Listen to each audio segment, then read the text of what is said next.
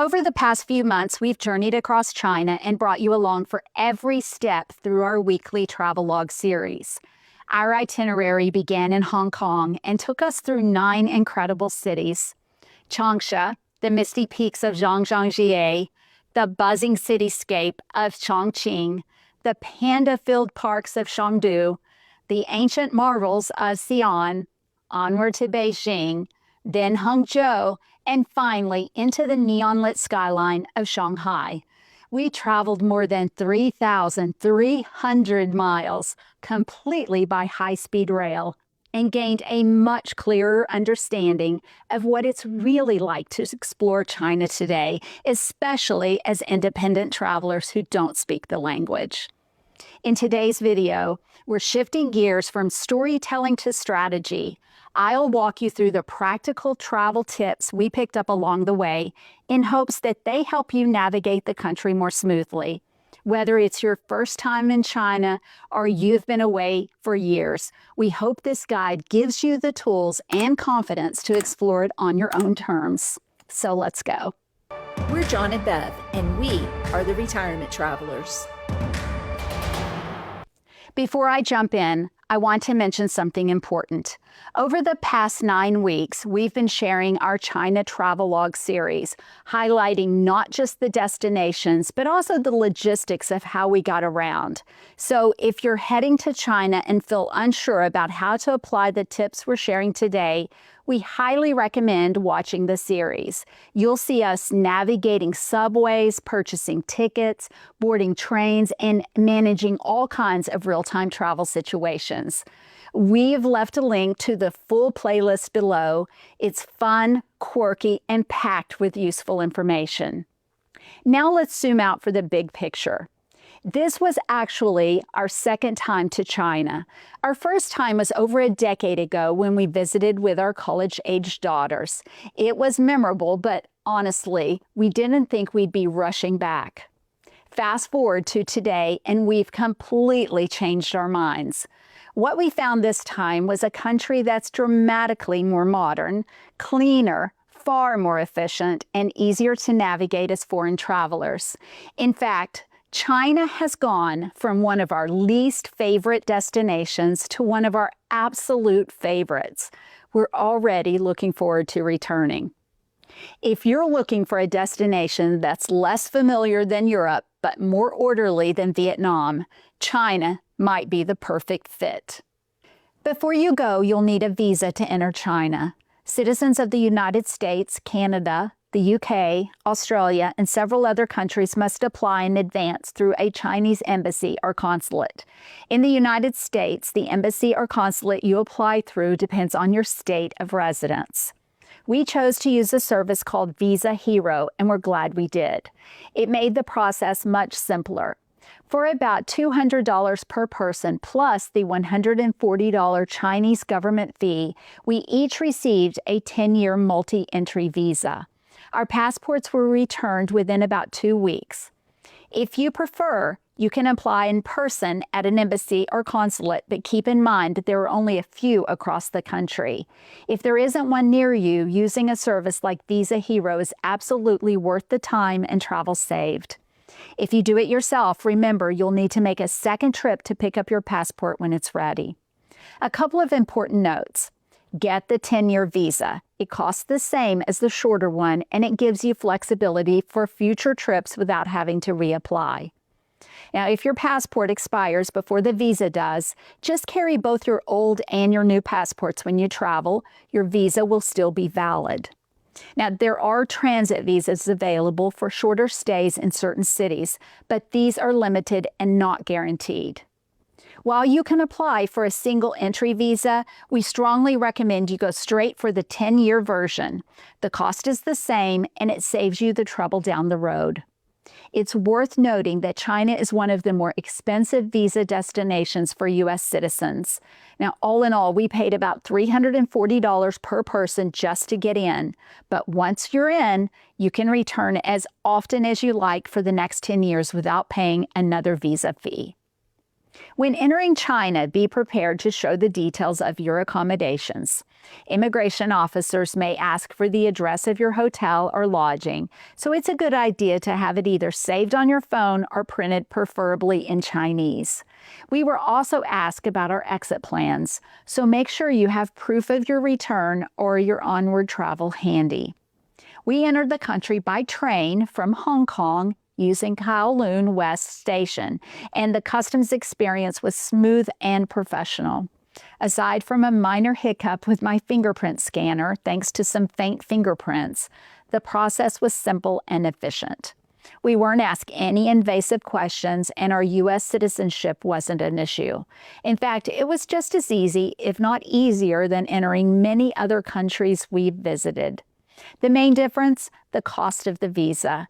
But as for immigration itself, the process was straightforward, the officers spoke English, and the entire experience was stress-free. We're often asked if we felt safe traveling in China, and the answer is a resounding yes. In fact, China felt like one of the safest countries we've ever visited. Petty crime seemed nearly non-existent, and we felt comfortable walking around, even at night, in every city we explored. One noticeable difference is the widespread use of security cameras. In some areas, it's extensive. At one intersection in Hangzhou, we counted more than 50 cameras. While that level of surveillance might feel a bit intense to some, we actually found it reassuring. As travelers, knowing that there's an added layer of security made us feel more at ease. There are places in the world where we wish someone had eyes on us, so in this case, we saw it as a positive. Now for the elephant in the room. How did we feel traveling as Americans in a country that doesn't always align politically with our own? It's a fair question and something we absolutely considered before going. Yes, tensions between the U.S. and China make headlines, but on the ground, we never felt any hostility, quite the opposite. The Chinese people we encountered were kind, respectful, and curious. No one asked us uncomfortable questions. No officials singled us out. No one treated us with suspicion or judgment. We were never approached about politics, and we never felt the need to defend ourselves or explain our nationality. Instead, we experienced warmth, helpfulness, and genuine hospitality. We were also careful to respect the local laws and customs, something we believe is important no matter where you travel. In short, we felt completely safe in China, both as travelers and as Americans. Pollution is a common concern for travelers in China, and it's one we experienced firsthand during our first trip over a decade ago. Back then, the smog in Beijing was so thick we couldn't see more than a few blocks ahead. But this time around, we were shocked in a good way. Not only could we clearly see the mountains around the city, but the overall air quality felt dramatically better. Some cities like Xi'an and Shanghai still had a slight haze at times, but it was nothing like what we had seen before. One major reason? Electric vehicles. We estimated that nearly half of the cars on the road were electric. Combined with visible efforts to reduce emissions and improve infrastructure, it's clear that China is making significant progress. Big strides are being made, and it shows. Timing is everything when it comes to traveling in China. We visited in the spring, March and April, which falls into the shoulder season, and we found it to be ideal. The weather was cool and comfortable, cherry blossoms were in bloom, the crowds were noticeably smaller than in peak summer months. Spring and fall, especially September and October, are considered the best times to visit, offering mild temperatures and a more relaxed atmosphere. On the flip side, summer can be brutally hot and humid, especially in inland cities like Xi'an and Chongqing. August, in particular, is crowded and overwhelming and just plain sweltering. The winter brings cold temperatures in the north, but it can be a great time to explore China's southern regions. One key tip: avoid traveling during China's major holidays. Golden Week, early in October, and Chinese New Year, which falls in January or February, depending on the lunar calendar, are times when the entire country is on the move. Transportation gets packed, accommodations fill quickly, and crowds are everywhere. If you can plan around those weeks, your trip will be far smoother and much more enjoyable. Here's one of our biggest and most important tips for traveling in China. Always carry your original passport with you. It's not just for airport arrivals. It functions as your all-access pass through the country. Whether you're buying train tickets, entering museums, visiting parks, or checking into hotels, your passport is required for both identification and verification. In many cases, your passport is literally your ticket. At train stations and major attractions, there's often no paper ticket issued. You simply scan your passport for entry. This is a government-regulated process tied to national security and guest registration, so copies or digital photos won't work. Most places will require you to physically present the original document. At first, we found this a bit confusing, especially when we didn't receive physical tickets at museums or on trains. But once we understood the system, we realized it actually made things easier. Just remember to keep your passport handy at all times, and you'll avoid unnecessary complications. Your phone is everything in China. Translation, train tickets, maps, ride-hailing payments. You will use your phone constantly, so come prepared.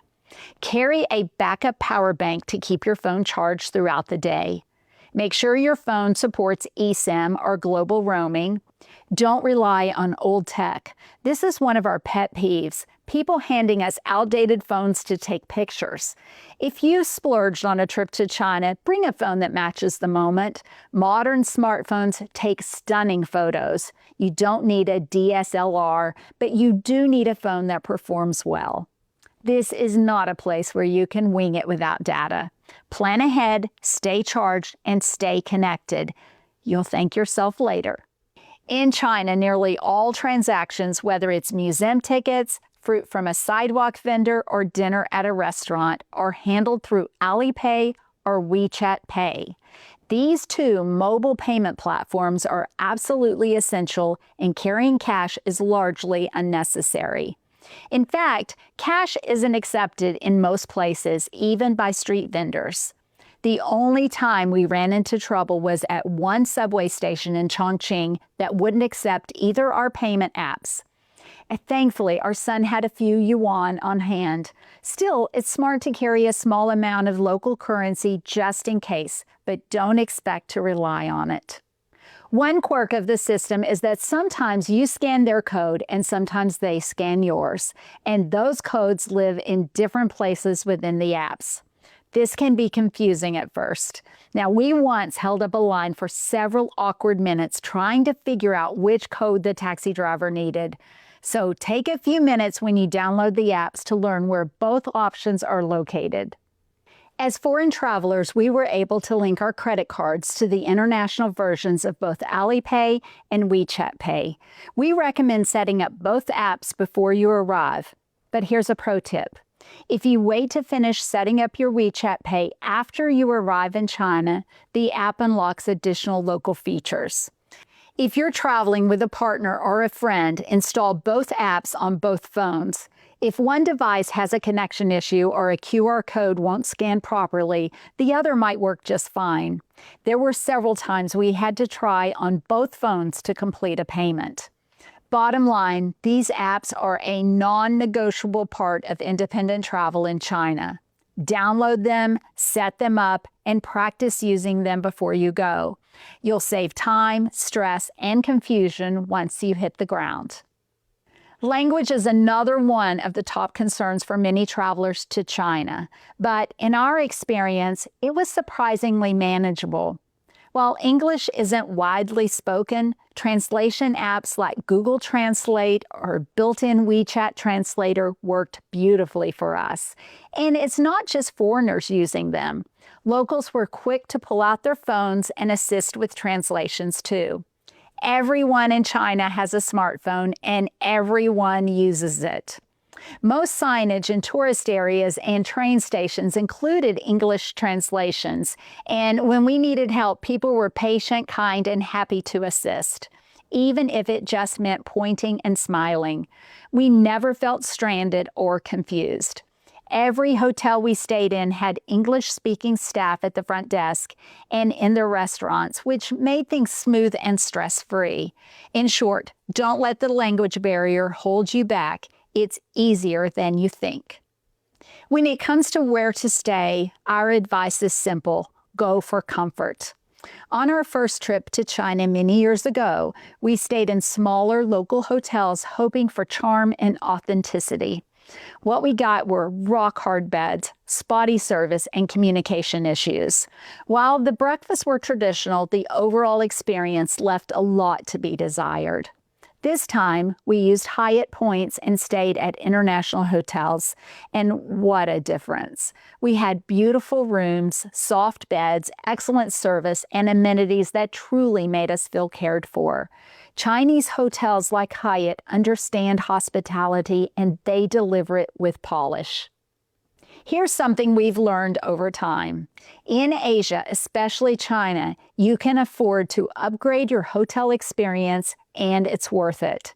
Luxury accommodations cost a fraction of what you'd pay in Europe or in the US, so why not treat yourself? Because we're Hyatt globalists, we were upgraded to some absolutely stunning suites. But even without the upgrades, we would have had a fantastic stay. China is one of the few countries where luxury is both accessible and affordable. So if there's ever a time to splurge a little, this is it. Let's talk about breakfast, because in many of China's international hotels, it's a full-blown event. The breakfast buffets we experienced were nothing short of spectacular. We're talking Mother's Day brunch at a luxury hotel every single day. There were local dishes, international selections, made-to-order eggs, soup stations, fresh dumplings, noodle bars, and a fruit spread that put most American hotels to shame.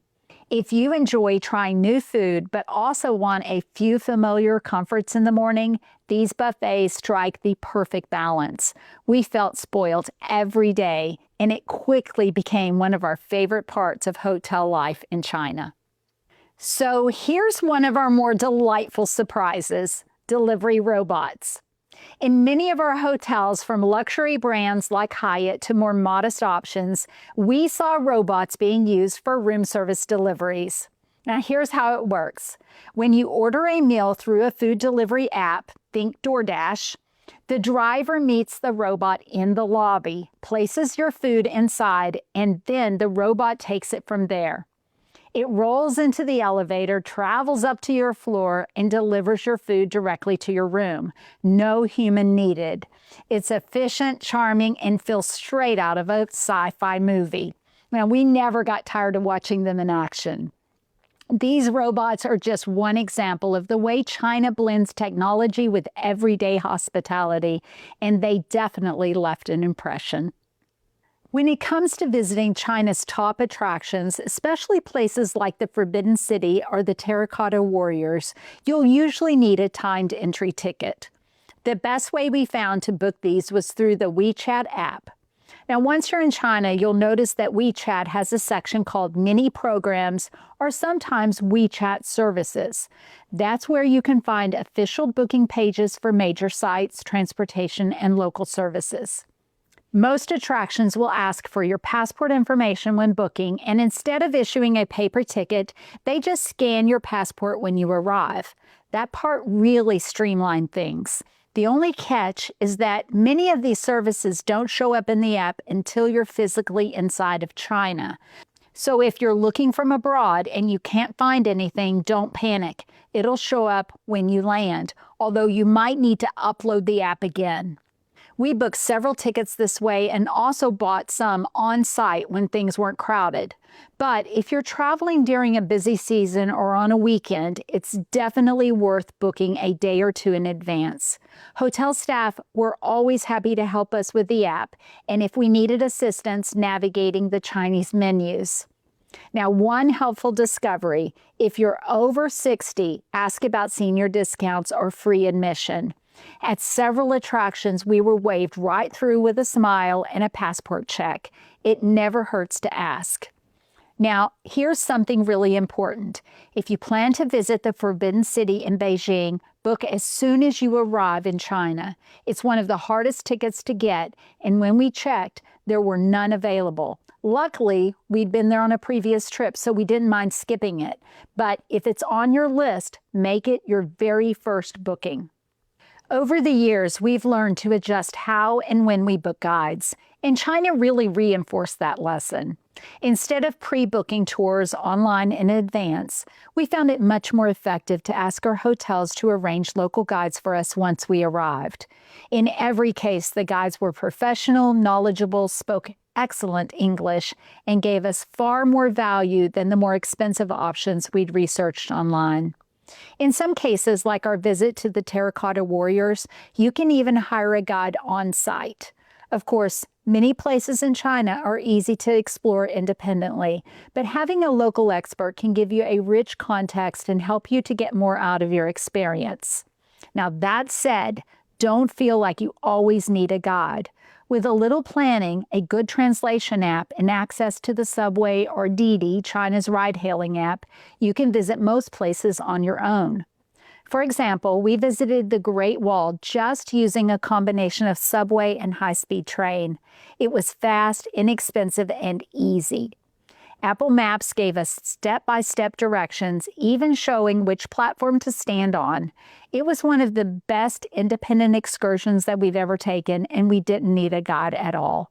We use Didi a lot in China. It's their version of Uber, and it works incredibly well, especially when you access it through the WeChat app. We found it super easy to plug in our destination, choose our ride type, and confirm the trip, all within seconds.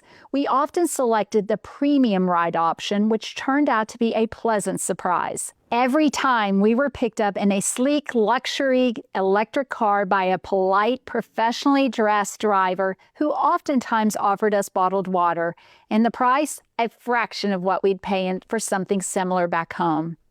Now, if you decide to take a traditional taxi instead, make sure you have your destination written in Chinese. Hotel staff can help with that, and don't expect to pay with cash. Like most things in China, you'll be using your WeChat or Alipay.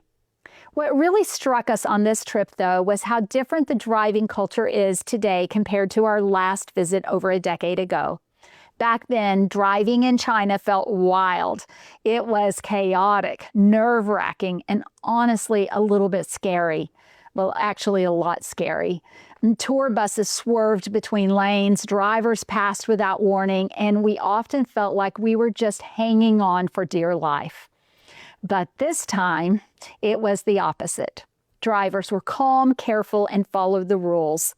We realized that China's extensive network of traffic cameras has really changed behavior. Most drivers now seem well aware that they're being watched and ticketed automatically. If they sped or drive recklessly, they'd get a ticket. And it shows. And we didn't witness any speeding or aggressive maneuvers. Every ride was smooth, professional, and, dare I say it, kind of enjoyable. It was relaxing. It's a huge shift and one we really appreciated. Let's talk about subways because we use them a lot. Every city's system was slightly different, but overall, they were clean, safe, and incredibly efficient. Ticket machines always had an English option, which made it easy for us to get where we were going without stress. We paid by scanning QR codes through our mobile payment apps, and the whole process was seamless. The trains were punctual, rarely crowded, and the stations were well marked. We never felt unsafe or overwhelmed. In fact, people were incredibly kind. They smiled at us, offered us seats. It made using public transit not just doable, but really enjoyable.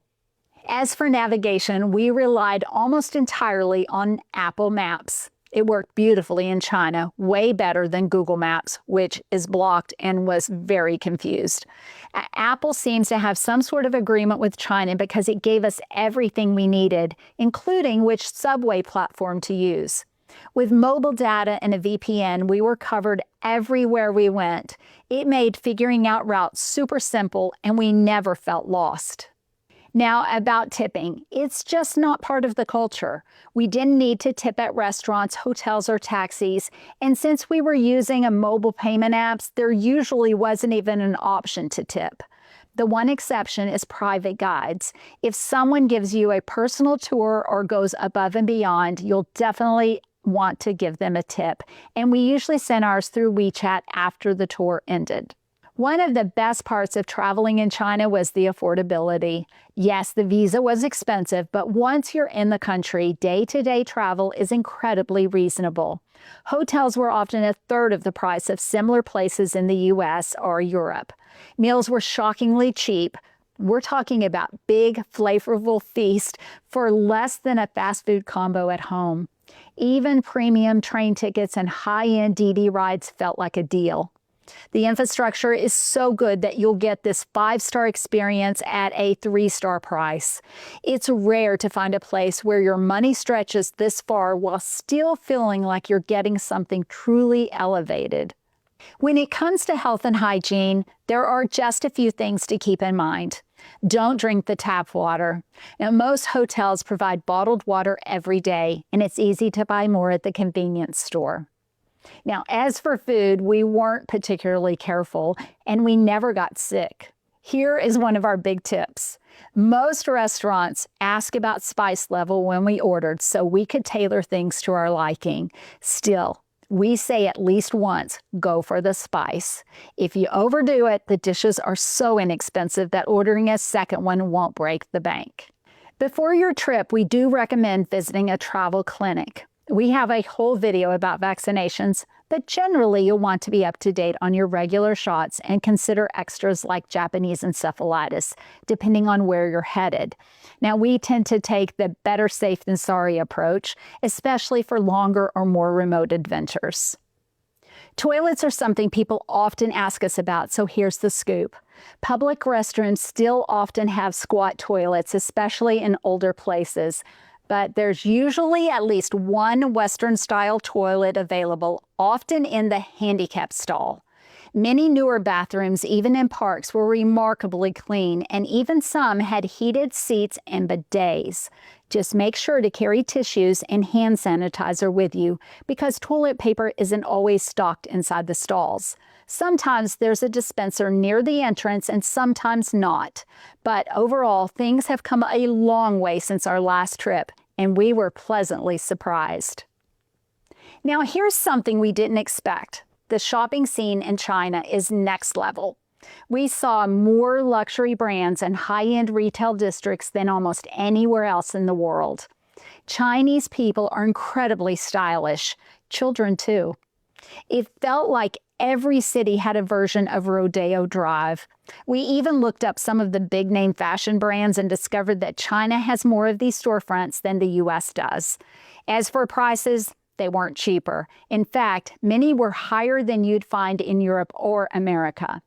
But that didn't stop anyone from shopping. The demand is here, and it's booming. Now, because so much of our journey through China was shaped by train travel, we decided to create a dedicated video just about that. From how to book tickets to understanding seat classes to navigating stations. It's all coming next week. John will walk you through the whole system, so stay tuned. In the meantime, if you haven't already, go back and watch our full travelogue series. We worked our way across 9 incredible cities. The whole goal was to show you what independent travel in China actually looks like, step by step, so that you could feel confident doing it yourself. Now, here's the bottom line. China has changed. If your last visit was more than a decade ago, get ready to be amazed. It's cleaner, more modern, more connected, and far more impressive than we expected. From the tech to the infrastructure to the hospitality, China has moved to the top of our list for our favorite travel destinations. We truly had an unforgettable time, and we actually cannot wait to go back. So stay tuned for next week's train travel as John deep dives through it all. And as always, thanks for coming along with us. We'll see you next week. 关注我，看尽国外热门视频。